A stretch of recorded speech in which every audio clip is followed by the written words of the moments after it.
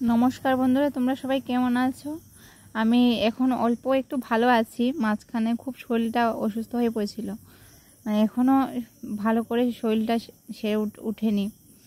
শ্বাস আটকে আটকে যায়, কথা বলতে হোক বা হাঁটাচলা করতে হোক।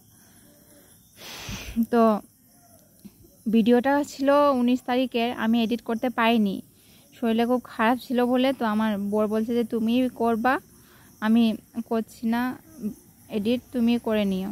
তো তারপর আমি বললাম ঠিক আছে। তো ওই দিন সকালবেলা আমরা 7:30টার দিকে দীক্ষা নেওয়ার উদ্দেশ্যে চলে গেছিলাম সৎসঙ্গ মন্দিরে। আমার দীক্ষাটা নেওয়া হয়নি, তো সবাই বলছিল যে বিয়ের পর দীক্ষাটা নিয়ে নিলে ভালোই হবে। তো তাই এই আজ নেব কাল নেব বলে আর নেওয়া হয়নি। তো ওই দিন ভালো দিন ছিল, ওই আচার্যদেবের জন্মতিথি উপলক্ষে ওই দিনটা খুব ভালো দিন ছিল। তো এদিকে সবাই বলছে, আমার গুরুজন যারা আছে, যে তুমি ওই দীক্ষাটা নিয়ে নাও, বা আরও অনেক যারা ছিল ওনারা বলছেন যে বৌমাকে দীক্ষাটা নিতে বল। তো আমি বলছি আচ্ছা ঠিক আছে।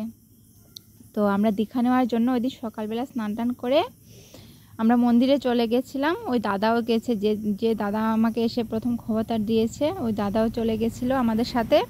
বলছে চল, আমারও দেখা হয়ে যাবে আবার সকালবেলা।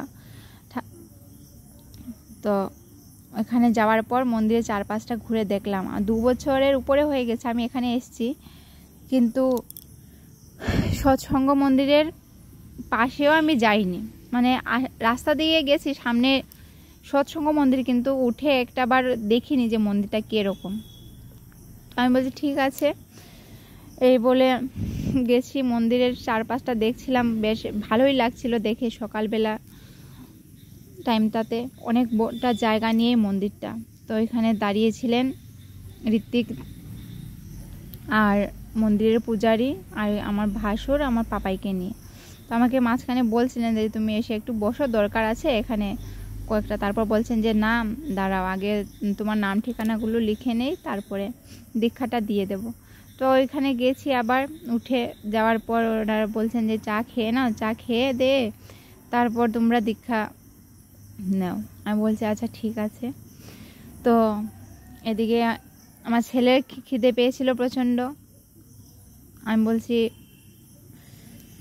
ওইখানে যে কাকিমাটা ছিল উনি সবজি কাটছিলেন, আরেকজন ছিলেন। তো আমি বলছি যে ওকে একটা বিস্কিট দিন, তারপর ওকে একটা বিস্কিট খাইয়ে আমি দীক্ষা নিতে বসে পড়লাম। তো আমার অ্যাকচুয়ালি কথা বলতে খুবই প্রবলেম হচ্ছে।